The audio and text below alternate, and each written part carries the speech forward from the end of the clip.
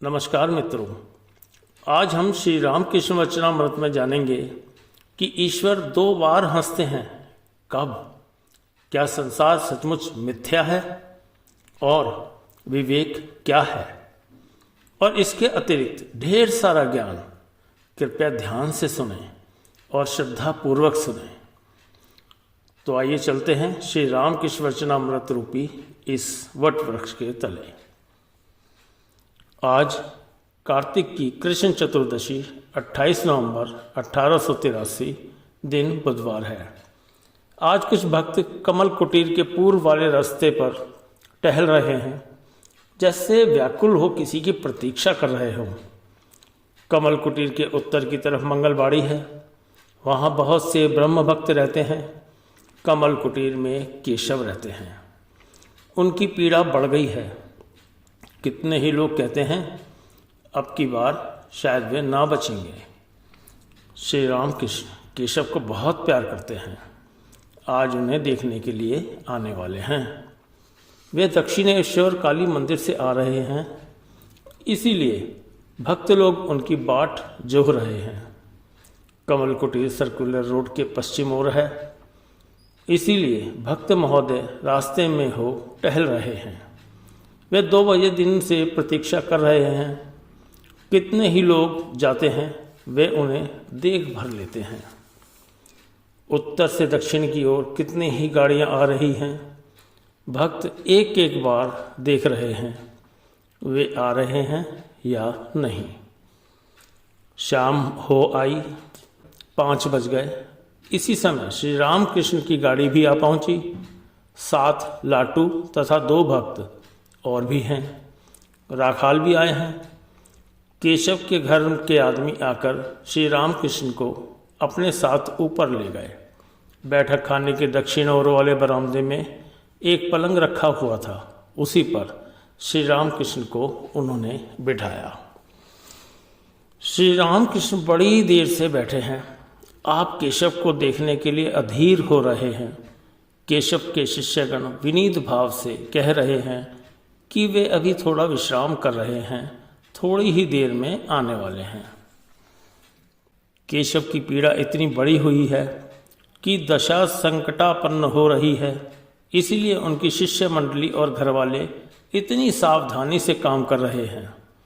परंतु श्री रामकृष्ण केशव को देखने के लिए उत्तरोत्तर अधीर हो रहे हैं।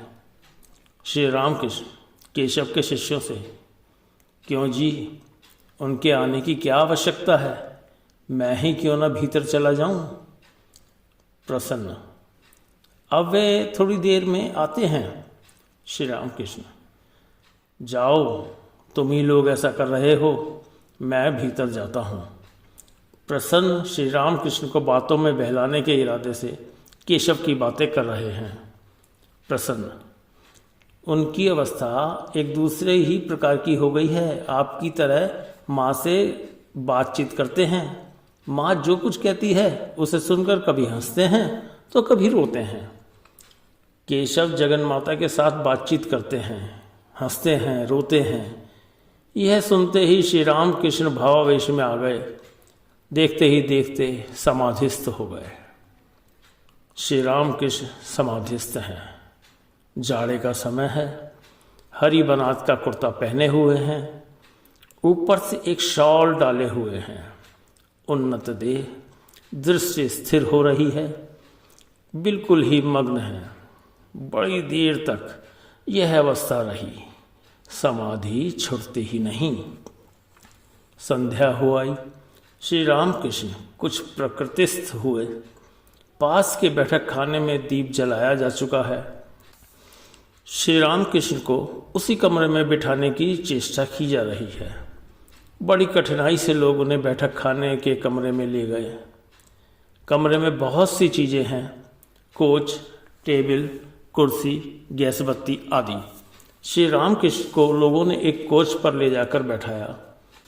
कोच पर बैठते ही श्री रामकृष्ण फिर बाह्य ज्ञान रहित भावाविष्ट हो गए। कोच पर दृष्टि डालकर आवेश में मानो कुछ कह रहे हैं। पहले इन सब चीज़ों की आवश्यकता थी, अब क्या आवश्यकता है? राखाल को देखकर, राखाल तू भी आया है? कहते ही कहते फिर ना जाने क्या देख रहे हैं। कहते हैं, यह लो माँ आ गई, और अब बनारसी साड़ी पहनकर क्या दिखलाती हो? माँ गोलमाल ना करो, बैठो बैठो भी। श्री रामकृष्ण पर महाभाव का नशा चढ़ा हुआ है। कमरे में प्रकाश भर रहा है। ब्रह्म भक्त चारों ओर से घेरे हुए हैं। लाटू, राखाल, मास्टर आदि सब पास बैठे हुए हैं। श्री रामकृष्ण भावावस्था में आप ही आप कह रहे हैं, देह और आत्मा, देह बनी है और बिगड़ भी जाएगी, आत्मा अमर है। जैसे सुपारी, पकी सुपारी छिलके से अलग रहती है। कच्ची अवस्था में फल और छिलके को अलग अलग करना बड़ा कठिन है। उनके दर्शन करने पर, उन्हें प्राप्त करने पर देह बुद्धि दूर हो जाती है। तब समझ में आ जाता है कि आत्मा पृथक है और देह भी। केशव कमरे में आ रहे हैं, पूर्व ओर के द्वार से आ रहे हैं। जिन लोगों ने उन्हें ब्रह्म समाज मंदिर में अथवा टाउन हॉल में देखा था, वे उनकी अस्थि चर्मावशिष्ट मूर्ति देखकर चकित हो गए। केशव खड़े नहीं हो सकते, दीवार के सहारे आगे बढ़ रहे हैं। बहुत कष्ट करके कोच के सामने आकर बैठे। श्री रामकृष्ण इतने ही में कोच से उतरकर नीचे बैठे। केशव श्री रामकृष्ण के दर्शन पाकर भूमिष्ठ हो बड़ी देर तक उन्हें प्रणाम करते रहे। प्रणाम करके उठकर बैठ गए। श्री रामकृष्ण अब भी भावावेश में हैं। आप ही आप कुछ कह रहे हैं। श्री रामकृष्ण माता के साथ बातचीत कर रहे हैं। अब केशव ने उच्च स्वर से कहा, मैं आया, मैं आया। यह कहकर उन्होंने श्री रामकृष्ण का बायां हाथ पकड़ लिया और उसी हाथ पर अपना हाथ फेरने लगे। श्री रामकृष्ण भावावेश में पूरे मतवाले हो गए हैं। आप ही आप कितनी ही बातें कर रहे हैं। भक्तगण निर्वाक होकर सुन रहे हैं। श्री रामकृष्ण, जब तक उपाधि है तभी तक अनेक का बोध हो सकता है, जैसे केशव, प्रसन्न, अमृत, ये सब। पूर्ण ज्ञान होने पर एकमात्र चैतन्य ही बोध होता है। पूर्ण ज्ञान होने पर मनुष्य देखता है वही एकमात्र चैतन्य। यह जीव प्रपंच, ये 24 तत्व बने हैं, परंतु शक्ति की विशेषता पाई जाती है। यह सच है कि सब कुछ वे ही बने हैं, परंतु कहीं तो उनकी शक्ति का प्रभाव अधिक है और कहीं कम। विद्यासागर ने कहा था, क्या ईश्वर ने किसी को अधिक शक्ति और किसी को कम शक्ति दी है? मैंने कहा, अगर ऐसा ना होता तो एक आदमी 50 आदमियों को हराता कैसे? और तुम्हें भी फिर क्यों हम लोग देखने आते? वे जिस आधार में अपनी लीला का विकास दिखलाते हैं, वहाँ शक्ति की विशेषता रहती है। जमींदार सब जगह पर रहते हैं, परंतु उन्हें लोग किसी खास बैठक खाने में अक्सर बैठते हुए देखते हैं। ईश्वर का बैठक खाना भक्तों का हृदय है। वहाँ अपनी लीला दिखाना उन्हें अधिक पसंद है। वहाँ उनकी विशेष शक्ति अवतीर्ण होती है। इसका लक्षण क्या है? जहाँ कार्य की अधिकता है वहाँ शक्ति का विशेष प्रकाश है। यह आद्या शक्ति और परब्रह्म दोनों अभेद हैं। एक को छोड़ दूसरे का चिंतन नहीं किया जा सकता। जैसे ज्योति और मणि, मणि को छोड़ मणि की ज्योति के बारे में सोचा नहीं जा सकता, और न ज्योति को अलग करके मणि के बारे में ही सोचा जा सकता है। जैसे सर्प और उसकी वक्र गति, न सर्प को छोड़कर उसकी त्रियक गति को सोचा जा सकता है और न त्रियक गति को छोड़ सर्प को। आद्या शक्ति ने ही इस जीव प्रपंच, इस चतुर विशति तत्व का स्वरूप धारण किया है। अनुलोम और विलोम, राखाल, नरेंद्र तथा और लड़कों के लिए क्यों मैं इतना सोच विचार किया करता हूँ।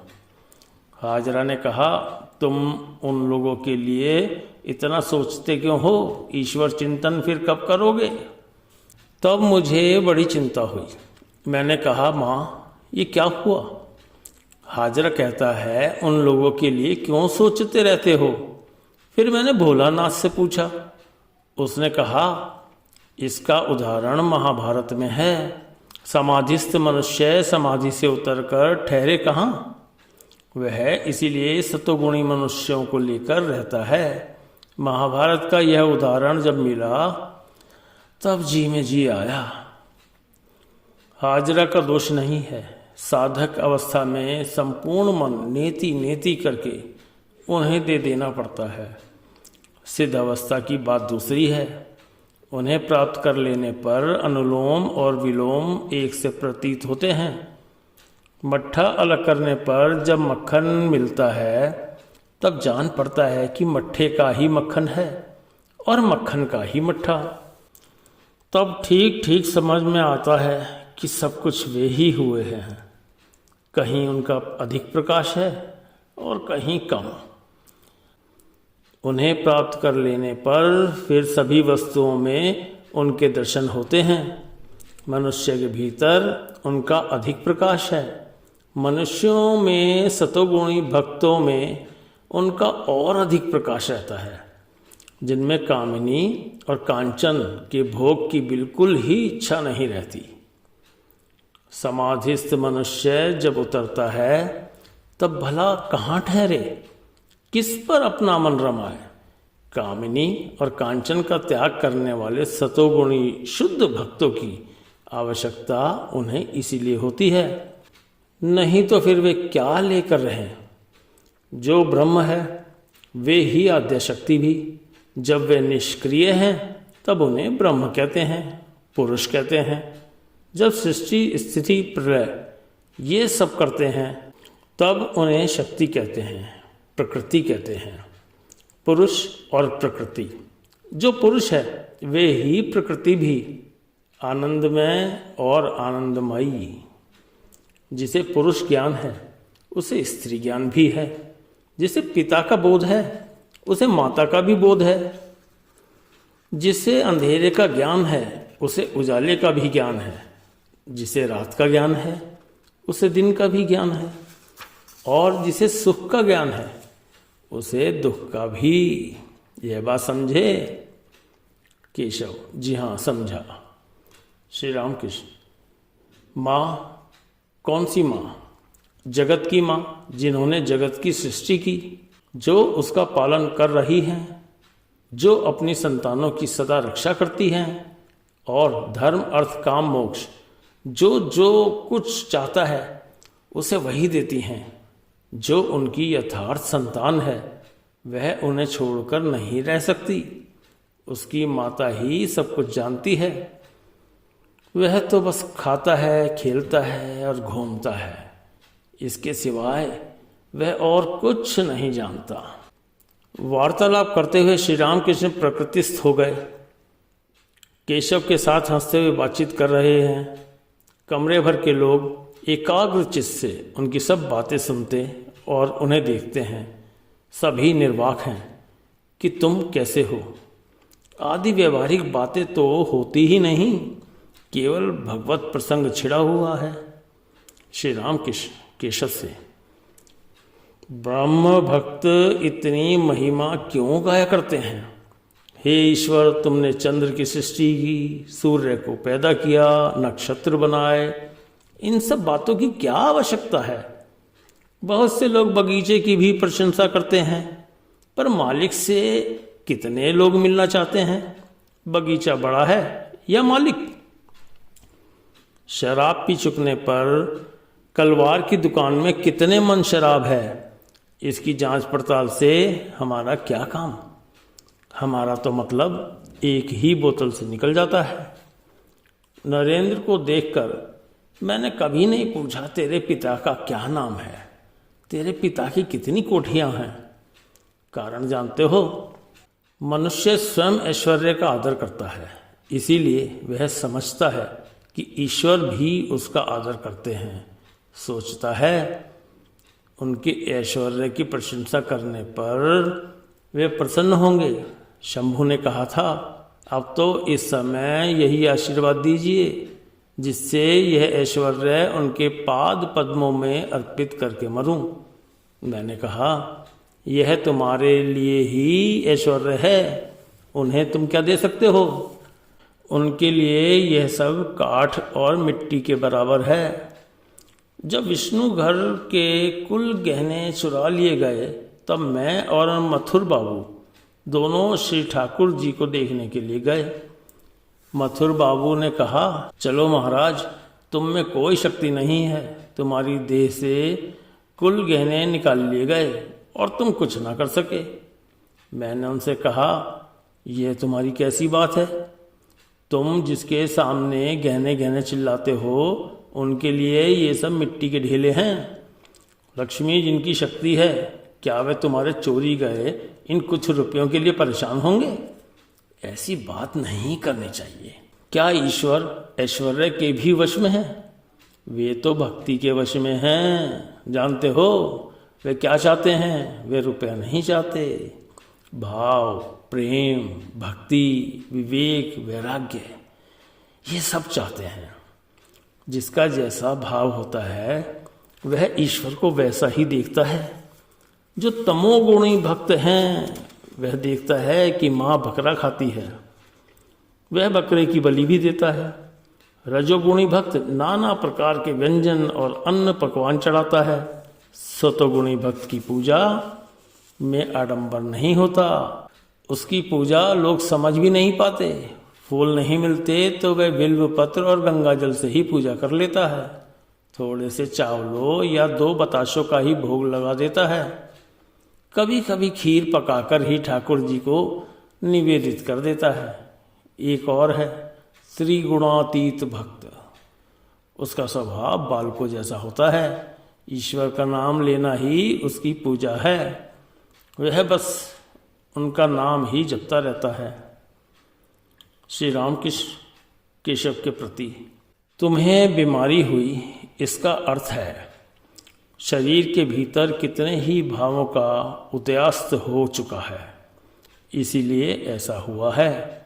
जब भाव होता है तब कुछ समझ में नहीं आता, बहुत दिनों के बाद शरीर पर झोंका लगता है। मैंने देखा है, बड़ा जहाज जब गंगा से चला जाता है तब कुछ भी मालूम नहीं होता, परंतु थोड़ी ही देर बाद देखा कि किनारों पर लहरें जोरों से थपेड़े जमा रही हैं और पानी में उथल पुथल मच जाती है। कभी कभी तो किनारों का कुछ अंश भी धंसकर पानी में गिर जाता है। किसी कुटिया में घुसकर हाथी उसे हिला डुला कर तहस नहस कर देता है।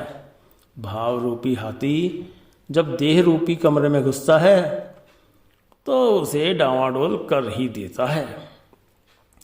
इससे क्या होता है जानते हो?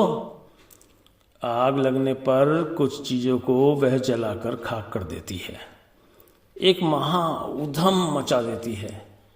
ज्ञान अग्नि पहले काम, क्रोध आदि रिपुओं को जलाती है, फिर अहम बुद्धि को, इसके बाद एक बहुत बड़ी उथल पुथल मचा देती है। तुम सोचते हो कि बस सब मामला तय है, परंतु जब तक रोग की कुछ कसर रहेगी तब तक वे तुम्हें नहीं छोड़ सकते। अगर तुम अस्पताल में नाम लिखाओ तो फिर तुम्हें चले जाने का अधिकार नहीं है। जब तक रोग में कोई त्रुटि पाई जाएगी तब तक डॉक्टर साहब तुम्हें आने नहीं देंगे। तुमने नाम क्यों लिखवाया? सब हंसते हैं। केशव अस्पताल की बात सुनकर बार बार हंस रहे हैं। हंसी रोक नहीं सकते, रह रहकर फिर हंस रहे हैं। श्री रामकृष्ण पुनः वार्तालाप करने लगे। श्री रामकृष्ण केशव से, वह कहता था, न तो मैंने ऐसा भाव देखा है और न ऐसा रोग। उस समय मैं बहुत बीमार था, क्षण क्षण में दस्त होते थे और बहुत अधिक मात्रा में सिर पर जान पड़ता था 2 लाख चींटियां काट रही हैं, परंतु ईश्वरीय प्रसंग दिन रात जारी रहता था। नाटागढ़ का राम कविराज देखने के लिए आया। उसने देखा कि मैं बैठा हुआ विचार कर रहा हूँ। तब उसने कहा, क्या ये पागल है, 2 हाड़ लेकर विचार कर रहा है। केशव से उनकी इच्छा, माँ सब तुम्हारी ही इच्छा है। ए तारा, तुम इच्छामयी हो, सब तुम्हारी ही इच्छा है। माँ कर्म तुम्हारे हैं, करती भी तुम ही हो, परंतु मनुष्य कहते हैं मैं करता हूँ। सर्दी लगाने के उद्देश्य से मालो बसरा गुलाब को छांटकर उसकी जड़ खोल देता है। सर्दी लगने से पेड़ अच्छी तरह उगता है, शायद इसीलिए वह तुम्हारी जड़ खोल रही है। श्री राम कृष्ण और केशव हंसते हैं। जान पड़ता है अगली बार एक बड़ी घटना होने वाली है। जब कभी तुम बीमार पड़ जाते हो तब मुझे बड़ी घबराहट होती है। पहली बार भी जब तुम बीमार पड़ रहे थे तब रात के पिछले पहर में रोया करता था। कहता था, माँ केशव को अगर कुछ हो गया तो फिर किससे बातचीत करूँगा। तब कलकत्ता आने पर मैंने सिद्धेश्वरी को नारियल और चीनी चढ़ाई थी। माँ के पास मनौती मानी थी जिससे बीमारी अच्छी हो जाए। केशव पर श्री रामकृष्ण के इस अकृत्रिम स्नेह और उनके लिए उनकी व्याकुलता की बात को लोग निर्वाक होकर सुन रहे हैं। श्री रामकृष्ण, परंतु इस बार उतना नहीं हुआ। मैं सच कहूँगा, हाँ 2-3 दिन कुछ थोड़ा कलेजा महसूसा करता था। केशव जिस पूर्व वाले द्वार से बैठक खाने में आए थे उसी द्वार के पास केशव की पूजनीय माता खड़ी हैं। वहीं से उमानाथ जरा ऊंचे स्वर में श्री रामकृष्ण से कह रहे हैं, माँ आपको प्रणाम कर रही हैं। श्री रामकृष्ण हंसते हुए, उमानाथ कहते हैं, माँ कह रही हैं ऐसा आशीर्वाद दीजिए जिससे केशव की बीमारी अच्छी हो जाए। श्री रामकृष्ण ने कहा, माँ आनंदमयी को पुकारो, दुख वही दूर कर सकती हैं। श्री रामकृष्ण केशव से कहने लगे, घर के भीतर इतना ना रहा करो, पुत्र कन्याओं के बीच में रहने से और डूबोगे। ईश्वरीय चर्चा होने पर और अच्छे रहोगे। गंभीर भाव से ये बातें कहकर श्री रामकृष्ण फिर बालक की तरह हंसने लगे। केशव से कह रहे हैं, देखूं तुम्हारा हाथ देखूं। बालक की तरह हाथ लेकर मानो तौल रहे हैं। अंत में कहने लगे, नहीं तुम्हारा हाथ हल्का है, खलों का हाथ भारी होता है। उमानाथ दरवाजे से फिर कहने लगे, माँ कह रही हैं केशव को आशीर्वाद दीजिए। श्री रामकृष्ण गंभीर स्वरों में, मेरी क्या शक्ति है, वे ही आशीर्वाद देंगी। माँ अपना काम तुम करती हो, लोग कहते हैं मैं कर रहा हूँ। ईश्वर 2 बार हंसते हैं। एक बार उस समय हंसते हैं जब 2 भाई जमीन बांटते हैं और रस्सी से नाप कर कहते हैं इस ओर की मेरी है और उस ओर की तुम्हारी। ईश्वर ये सोचकर हंसते हैं कि संसार तो है मेरा और ये लोग थोड़ी सी मिट्टी लेकर इस ओर की मेरी और उस ओर की तुम्हारी कर कर लड़ रहे हैं। फिर ईश्वर एक बार और हंसते हैं। बच्चे की बीमारी बढ़ी हुई है, उसकी माँ रो रही है। वैद्य आकर कह रहा है, डरने की क्या बात है माँ, मैं अच्छा कर दूंगा। वैद्य नहीं जानता कि ईश्वर यदि मारना चाहे तो किसकी शक्ति है जो अच्छा कर सके। ठीक इसी समय केशव बड़ी देर तक खांसते रहे। वह खांसी रुकती ही न थी। खांसने की आवाज़ से सबको कष्ट हो रहा है। बड़ी देर तक बहुत कुछ कष्ट झेलते रहने के बाद खांसी कुछ बंद हुई। केशव से अब और नहीं रहा जाता। श्री रामकृष्ण को उन्होंने भूमिष्ठ हो प्रणाम किया। प्रणाम करके बड़े कष्ट से दीवार टेक टेक कर उसी द्वार से अपने कमरे की ओर फिर चले गए। हमारे चैनल को सब्सक्राइब अगर नहीं किया तो ज़रूर करें व इस वीडियो को जिन लोगों तक आपको लगे पहुंचना चाहिए उन तक ज़रूर पहुंचाएं। मिलते हैं जल्दी। धन्यवाद। हमारे चैनल को सब्सक्राइब अगर नहीं किया तो ज़रूर करें व इस वीडियो को जिन लोगों तक आपको लगे पहुंचना चाहिए उन तक ज़रूर पहुंचाएं। मिलते हैं जल्दी। धन्यवाद।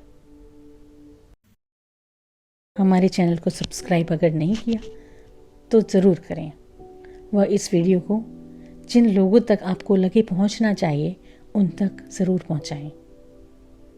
मिलते हैं जल्दी। धन्यवाद।